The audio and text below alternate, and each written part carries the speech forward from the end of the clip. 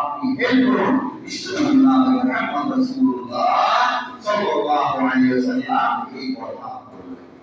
তো আইনের ব্যাপারে আজকে যেহেতু সকল ধনী ভাইদেরকে আমি অনুরোধ করবো যে দানের হাত বাড়িয়ে দিন, যাকাতের খাজনা করে দিন। যদি না করেন তাহলে 4 দিন 5 দিন পরে আপনার যাওয়ার অবস্থা নোংরা হবে, আপনার মালের অবস্থা নোংরা হয়ে যাবে।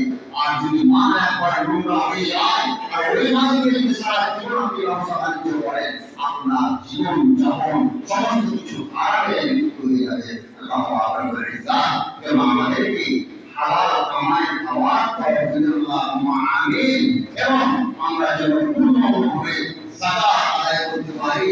আল্লাহ আমাদেরকে তৌফিক দাও। রমজান বন্ধুরা আমার, কত জুমায় বলেছি, সব জুমায় বলেছি, রমজান মাসে মারা গেলে জান্নাত, রমজান মাসে মারা গেলে জান্নাত। এইবার আমার বউ আসুন, ভাই আসুন, মা আসুন,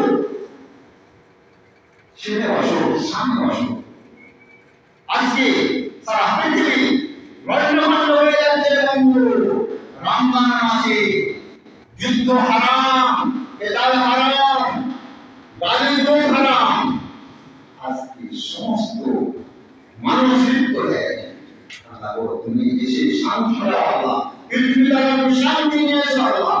আর যাদের বাবা মা আত্মীয় স্বজন অসুখ আছেন, কবরে গেছেন, আল্লাহুম্মা ওয়ারহামহুম ওয়া'ফু আনহুম মুসলিমাতাহুম ওয়া'আখির নুজুলাহুম ওয়া তাওয়াফাহুম ওয়া'আজলহুম জান্নাতুল ফিরদাউস।